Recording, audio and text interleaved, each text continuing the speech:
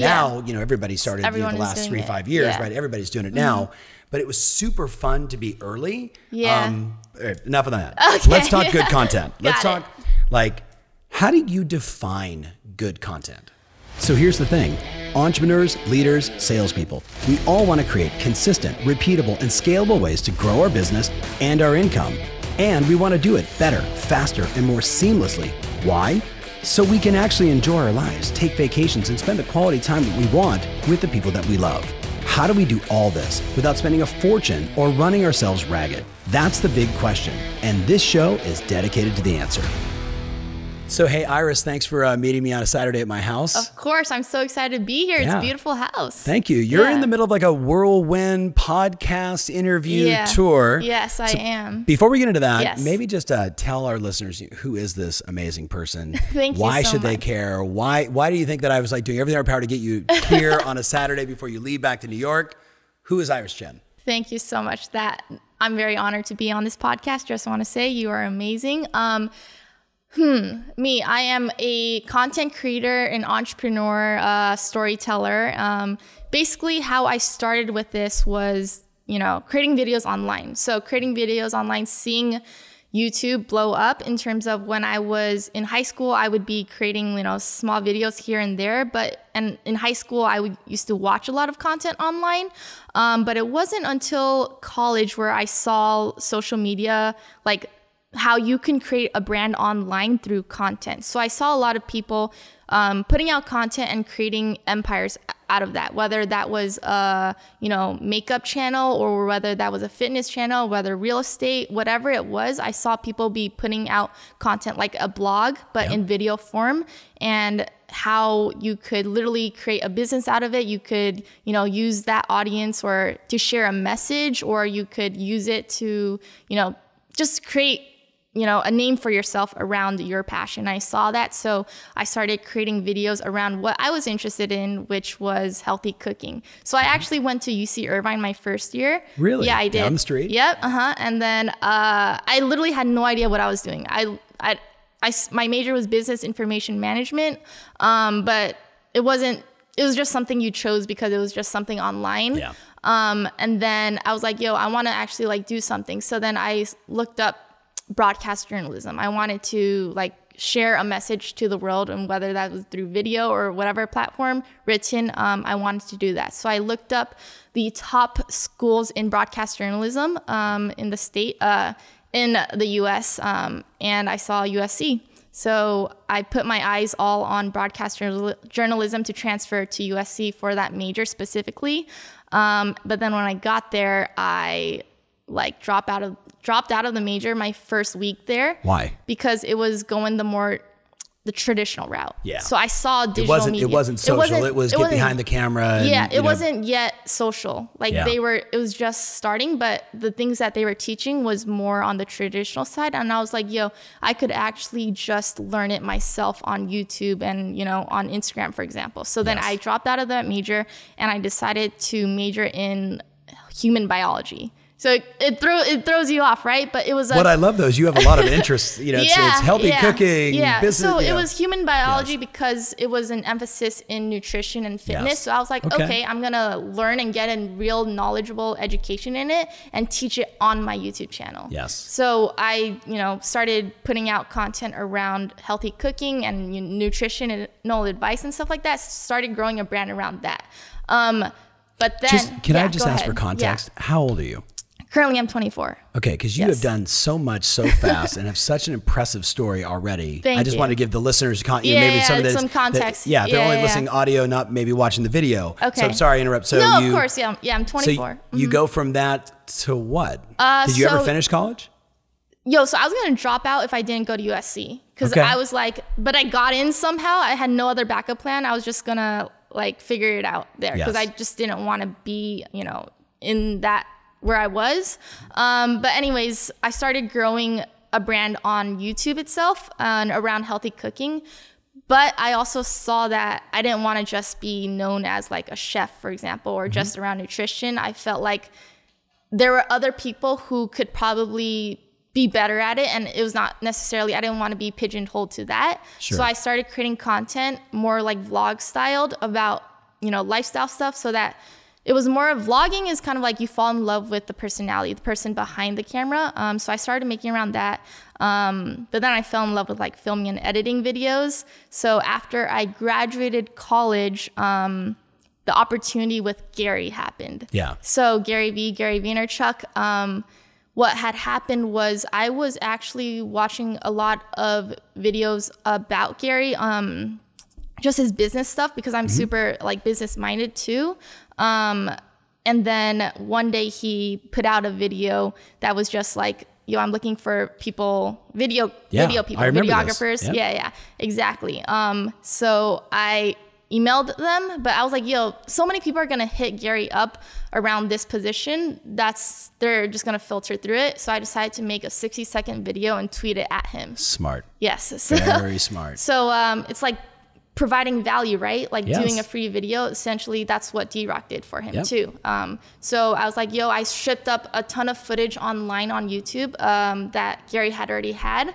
And I edited it into a really nicely tied video. I can send it to you guys if you guys want to put it on here. So for sure. Let's totally link that up. That'd be fun. Yeah. But it was just like, I tweeted to him, no one responded until a few days later. Saturday morning, I woke up with a bunch of tweets from Gary's fans and also from Gary himself of like, I love this, can you email it to me? And I got in contact with D-Rock. And so it's crazy because the next week I was already planning to go to New York. I'm from California, so it was crazy. We just met up and then it went really well. So then 3 weeks later, I moved to New York City, started working for Gary as a video resident, and then became his videographer.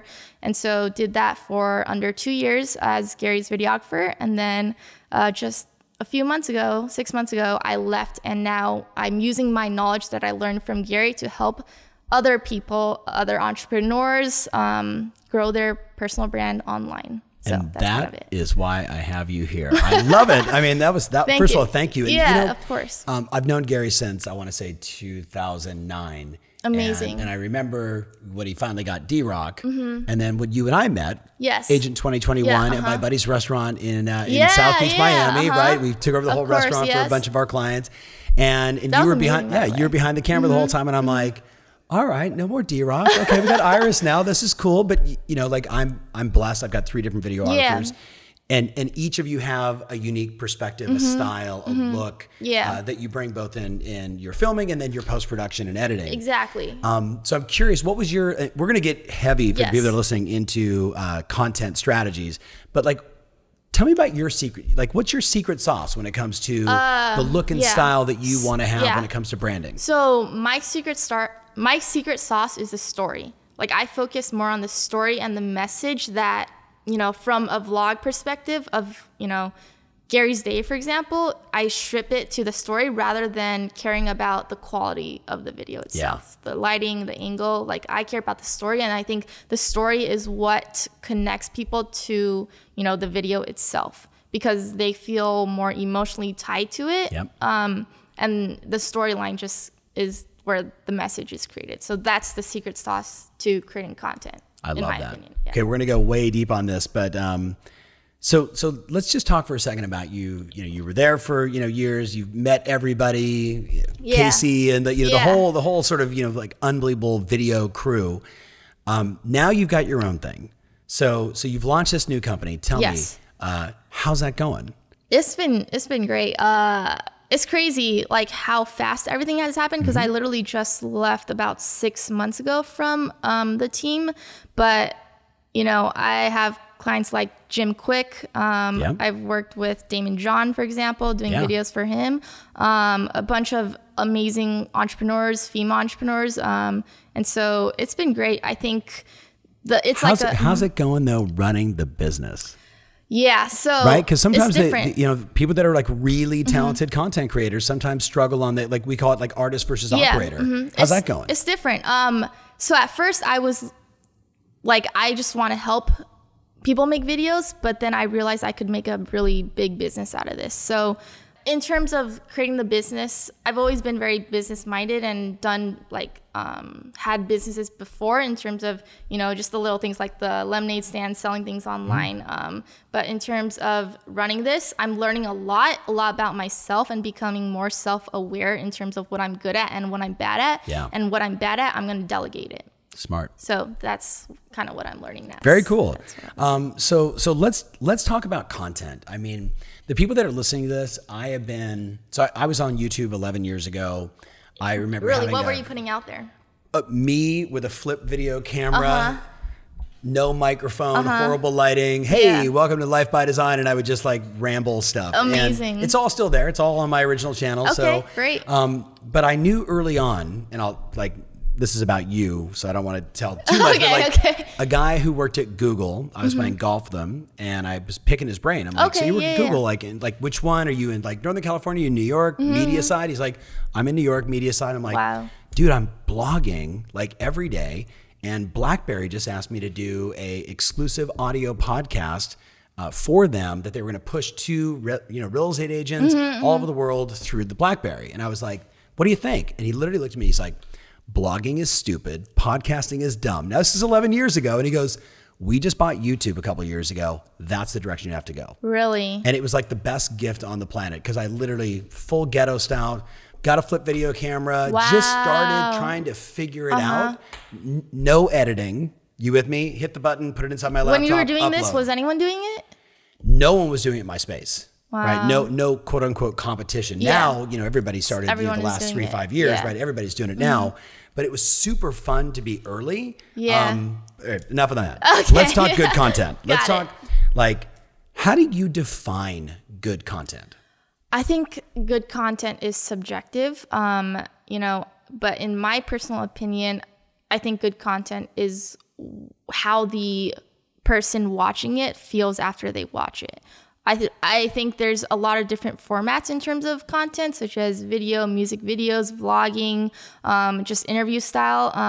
But I think what really matters is the message that is shared and how the viewer feels after they watch it. Yeah. So then how do you know? Like that totally resonates for me. How do you know? In terms of like a vlog, for example? Yeah. Yeah. I think you got to read the comments and see what they say. Yeah. What the market tells you about whether it's good or not. I think you put it out online, anyone can see it. And so like it'll show. Yeah.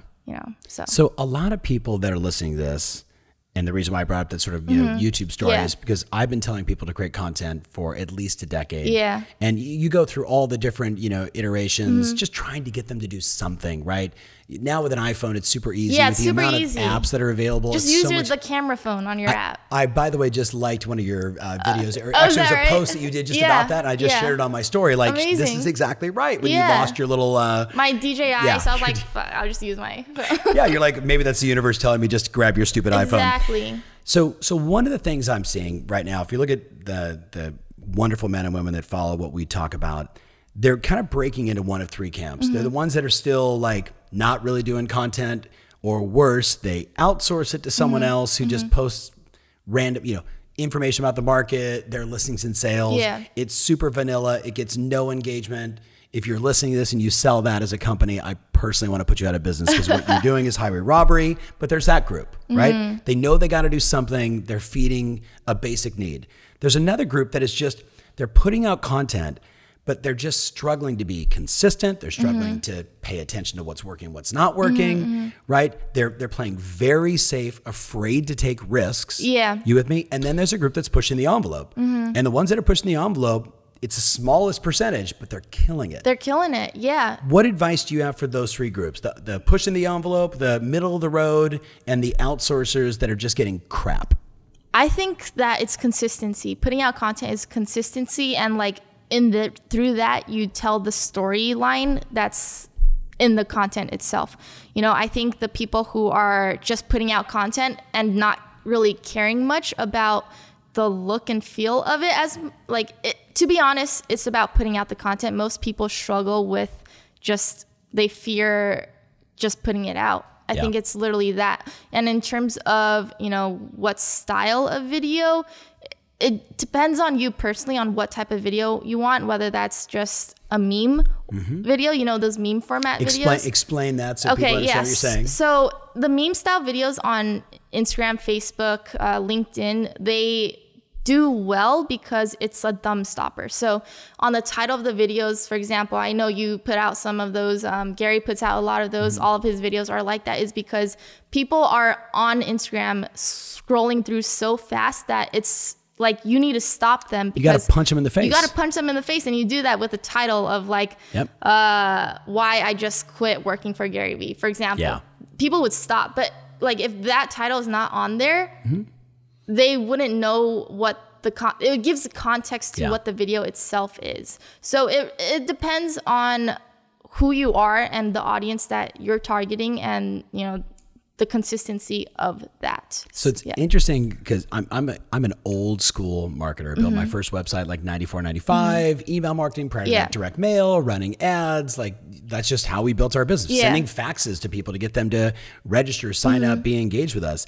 Headlines have always been rule number one. Yeah. Right. And most people still don't get that. And when you're talking about like a thumb stopper has a headline. Exactly. That makes you go, headline. What? Yeah. And I'm interested. Let me click. Let me watch. Exactly. And also like you see there's literally a design aspect to it. There's the title. There's also the captions, because most people aren't listening. They're looking on their phones. So you got to put captions on the bottom. Is super important so that people like know what you are talking about and are actually watching through the video.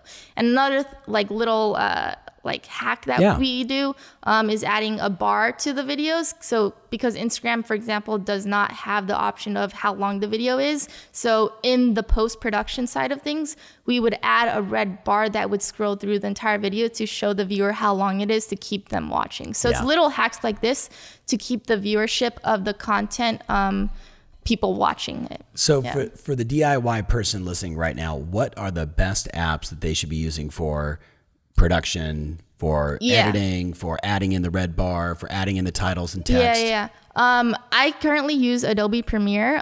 When I started, I used like Windows Movie Maker, then transitioned to iMovie, then Final Cut Pro. But most people I think have Macs. I would just use the free app, iMovie if you don't want to pay for it. But it's super simple.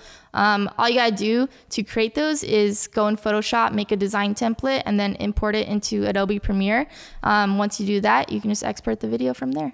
So give us the formula one more time. So everyone out there that wants to create good content, we're talking specifically Instagram, but the same rules apply to Facebook if you're going to post a video. Micro content, we call it. Right. So give us the formula one more time. Headline, caption, red bar, your @ so that it shows like your branding. You got to put a logo on it, and then the footage itself, and make sure it's cut to 60 seconds on Instagram, unless you're doing a carousel post, which you can do multiple up to 10.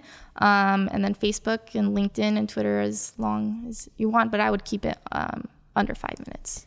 Cool. What do you say to that person that's outsourcing their content and like they're not paying attention to likes, they're not paying attention to comments, they're probably not commenting back to people? What are they putting on?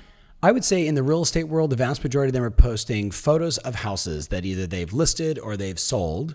Right. So here's the listing that I have for sale at 1234 Banana Street. And it's just a photo of a house, probably is a pretty photo, but it gets no engagement, no likes. There's no headline. There's just nothing to it. They're not creating the content themselves. They're just hiring someone to take a photo of it. Correct. Or they're sending existing pre-baked photos that they had for their other marketing. For that, for the real estate agent who they want to grow their brand. Yeah. I would say you should put your face in front of it. You should be you should be going to the house itself and filming yourself explaining the house and, what the house is like and the description of it. You should be doing that because putting yourself in front of the camera provides a more personal connection from you to the viewer. Anyone can literally just take a photo of a house and post it online, but it doesn't differentiate you from everyone else on the market. So if you're serious about this and you want to grow your brand, you have to put yourself out there. And that's putting yourself out there is probably the only thing that's holding everyone back from putting out content. And you just have to get rid of that fear. And it's literally a mental block for most people. But I'm serious, once you put it out there, you'll feel released from it, and you'll start realizing all the benefits and opportunities from putting it out there. So that's what I. You know what I love about that too, and what was as you were saying that, I'm like, yeah, because the agent is the product, not the house. Yeah, right. Like exactly. we don't like the house is the house. Those come and go. You're the brand. Exactly, and like. Because aren't there like apps that are coming out where like you don't even need to go through a real estate agent or something and just putting it online? But you are so awesome at 24. Yes, there are solutions like that, but 99% of all transactions are done, through, it's actually not that high, but it's like really high done through an agent. But there's 8 million solutions for them to go find, for consumers to find properties where they struggle to find the agent. Exactly. Right. So we want to talk about brand building today. So maybe we can just segue right into that. Yeah, I would love to talk about that. Branding is all about trust, and business in terms of, it's all about relationships. Like you're going to go to that guy because he's been putting out content around, for example, real estate, and you're going to go to him rather than just a random person that you don't even know. You would rather go to the guy with a brand online because you already trust him and he's shown you, or he or she has shown you that they can do it, and you're going to go to that person. Yeah. And we're talking, insurance agent, loan officer, young entrepreneur, tech startup, the gal that owns a dry cleaner down the street from me. She's like, I watch all your stuff on Instagram. It's so great. I'm like, what's your Instagram handle? Oh, I don't have one. No. I'm like, do you want more clients? Like,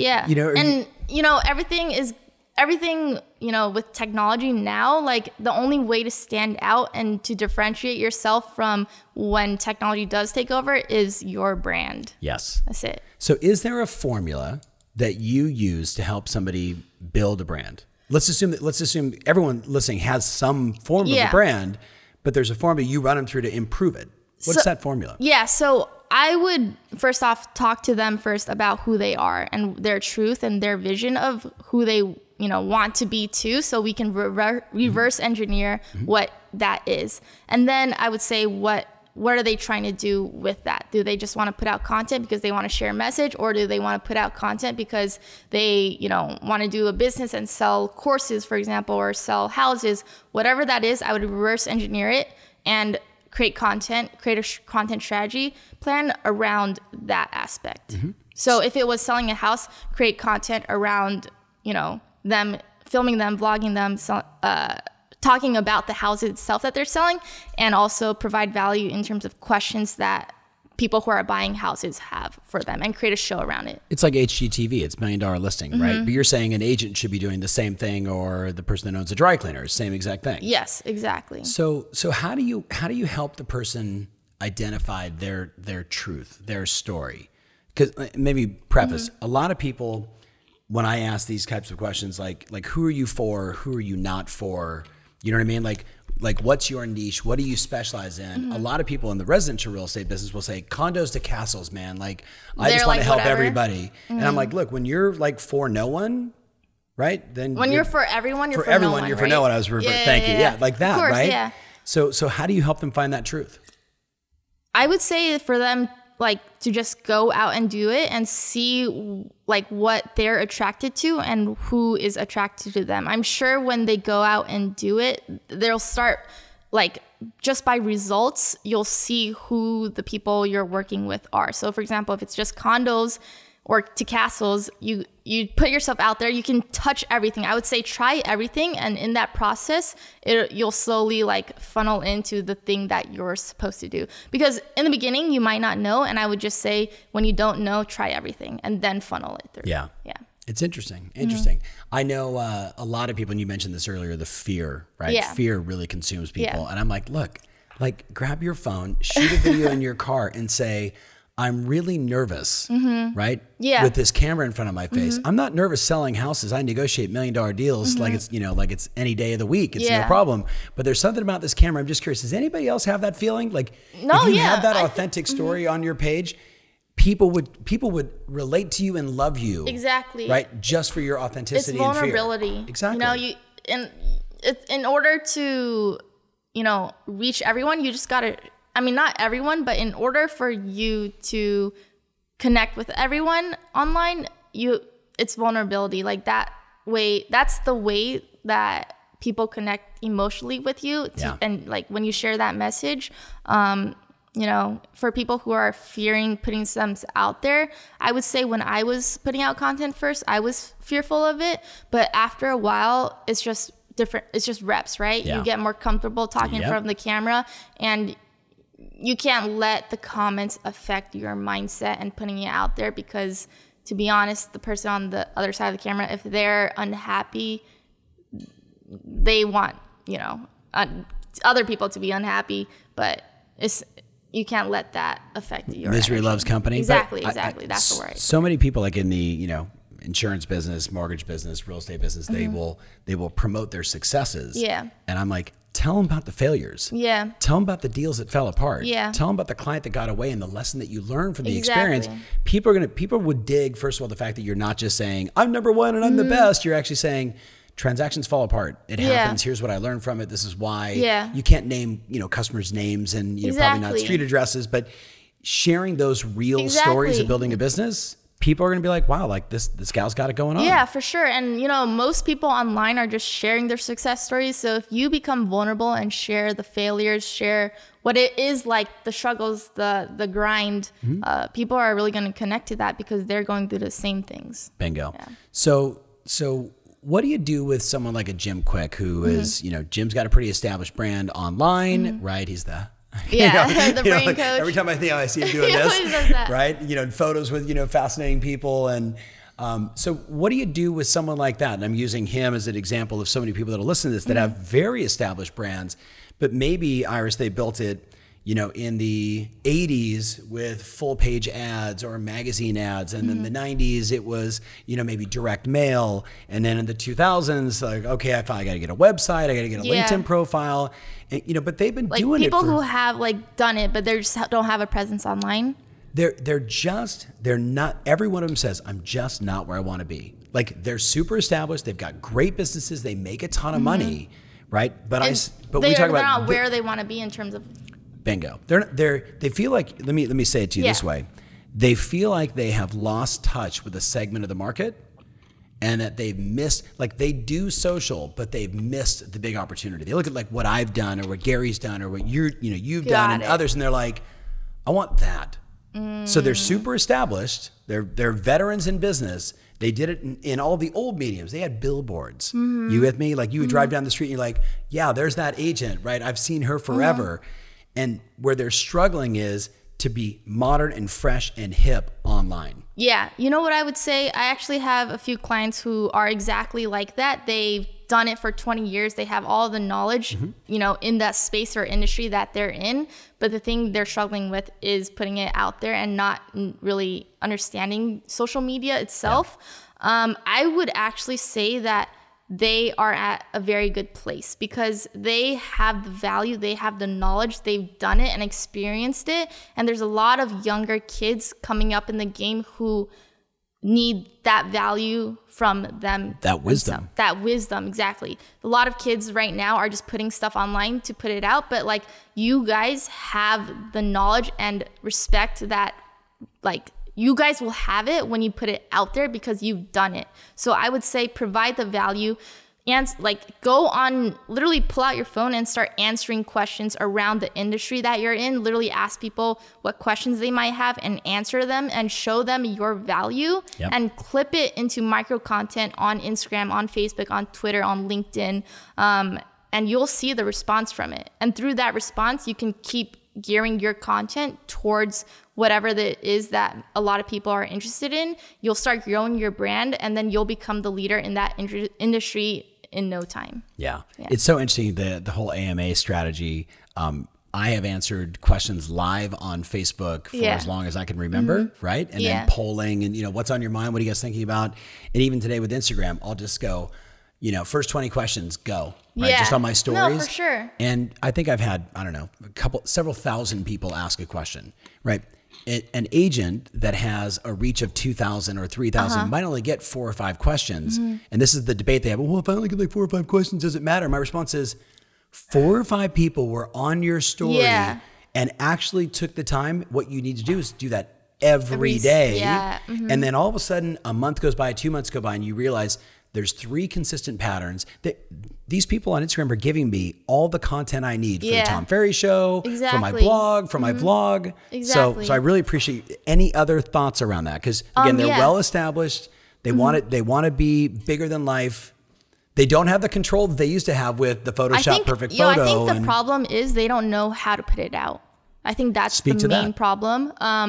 You guys all have like the knowledge around it. It's just distributing it, right? So filming it, distributing it. I'll tell you right now how to distribute the content. Literally film yourself like a weekly vlog, or if you want to just sit in your, office and film yourself answering questions or giving knowledge around the topic or industry that you're in, then cut that content into, put that long form video on YouTube, then cut that content into 1-minute clips where you're talking about very specific topic within that 20-minute video, whether that's a question and answer, that 1-minute question, pull it and put it onto, Instagram. And remember when I was talking about the title graphics, the thumb stoppers and the captions and the bar and the branding, put that on it. I should actually make YouTube videos around how to do this so I can teach everyone about it. But okay, I'll be doing that.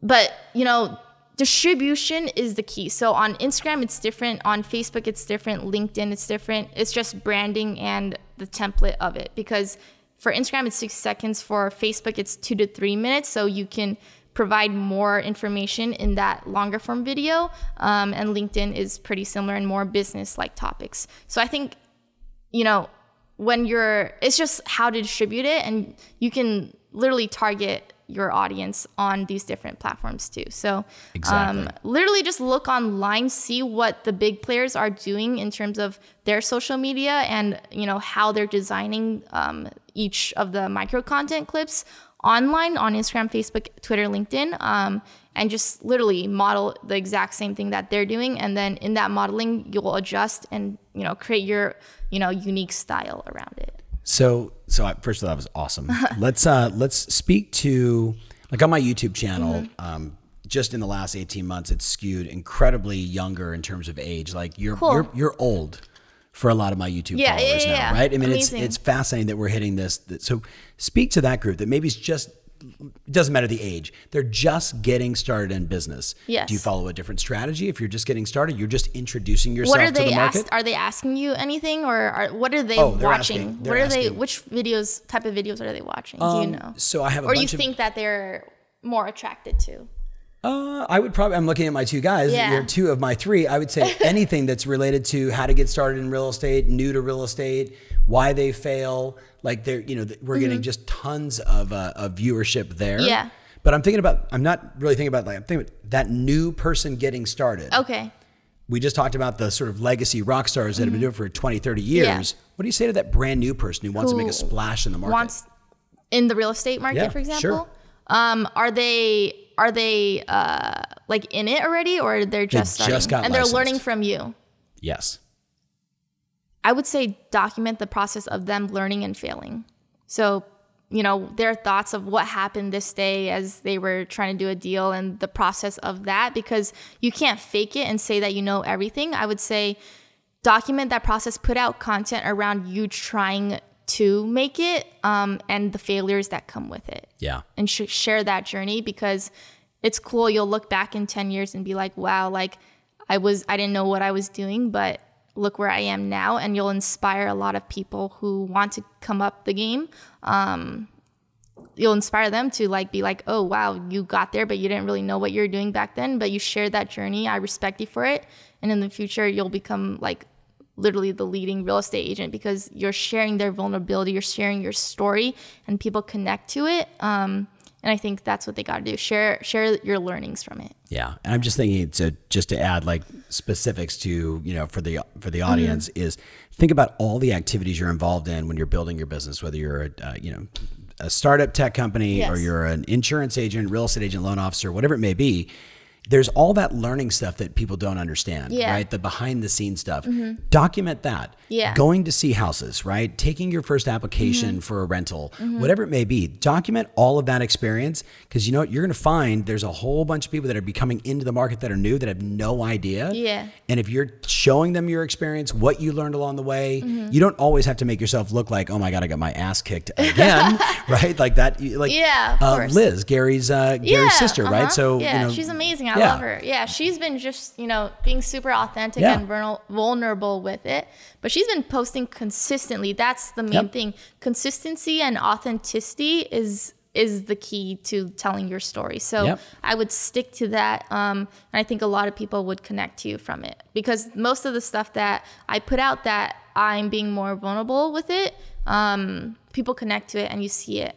Just tell your truth. Big time. All right, so let's go kind of nerdy for a second here. Yeah, for sure.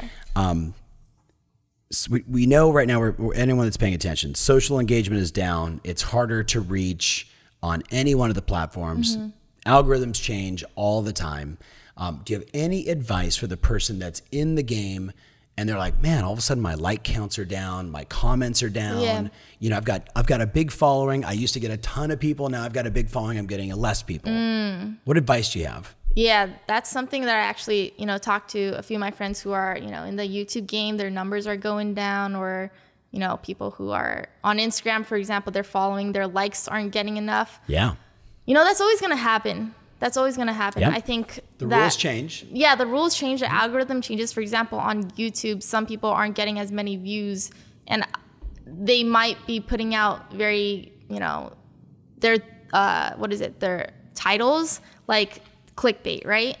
But in a way, it's not always that you have to go that route to get the most views and the most likes. I think you just have to stick to your truth and not let that affect you, because the algorithm is always going to change and you can't affect that. You can create your content around, you know, more clickbaity stuff, but does it make you feel good to be putting that out there? I don't think so. No. And like doing that is not going to make you happy. So you got to keep putting out consistent content and not let the algorithm affect your truth and what you want to share. So I would just tell them the algorithm is always going to change. The platforms are always going to change. You just got to, you know, keep grinding with it, and just stay truthful on track with what you're doing. I tell people all the time, like, look, you have to, like, you know, we're looking at the ocean here, right? So if you just took a monster wave and you just had the ride of your life, well, there's a whole bunch of other monster waves you now need to paddle through to get back out to take that next set. And it feels like right now, at least on YouTube, that a lot of us it's like a long-term versus short-term. Like you can get the short-term gains, but then long-term, like, it's not really going to work out. But stick to your truth, because that's always going to make you feel the best and keep you like sane, basically, is what I'll say. So I love that. All right. So Rich just handed me 2 questions and you know, I love it. Right. So he's like, young people, how do you help them find their purpose? Like you keep saying, speak your truth. Yeah. I think how do you help people find that? I think it's based on experiences. Like my truth is what I've been through. So the reason why I want to put out content and help inspire people is because I used to struggle a lot with finding my purpose. And now that I'm in a place where I've experienced more and dealt with a lot of challenges, I feel like I'm at a place now where I know what I want and I know who I am, and I want to help other people who were me go like I want to give advice and share my message to the people to who I was back when I was younger. And I think actually a lot of people who are doing things right now are because they want to help what they struggled with. For example, with Jim, he had a broken brain, so he became the guy who was teaching people how to learn now because he wanted to teach himself that, right?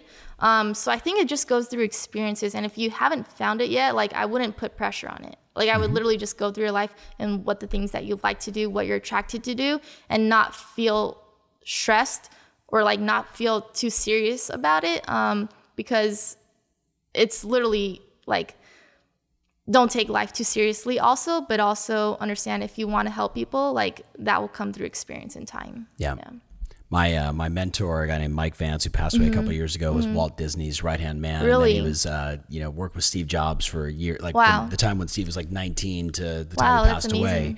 amazing. And he, he would quote Buddha or whoever, like the journey is about discovering who you are, right? Your purpose. And he's like, the thing that people miss is you have to have experiences, and experiences aren't usually positive. It's where you lost. It's mostly where you learned. And the hard parts that you learn the most. I will say, throughout this entire journey, my mom was dealing with cancer. And it was last June, that she passed away when I also left the team, and because I wanted to be back with her during that time. So in that process, I learned so much, and it strengthened me a lot and challenged me to become who I am today. But it was through her strength and that experience that makes me have the strength that I have today. So it's you can't find your purpose right now. Don't stress about it.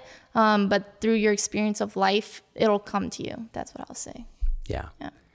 Thanks for sharing that too. Of course, I saw some posts on your Instagram page, and I wanted to ask you off camera, but instead you gave it to me on camera, which is heavy. Closing thoughts. You're talking to a whole bunch of people that, want to build their brand, want to change their life, want to speak their truth.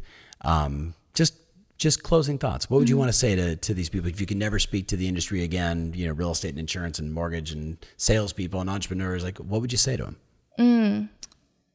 That's a pretty big question. I know we went very general here, and I know a lot of your audience is real estate people. I would say sharing your truth, online, don't be afraid to be vulnerable. Now I know, I'm trying to gear this conversation in terms of helping real estate agents, and also just the fact that they're also people, in terms of the fact that everyone is human.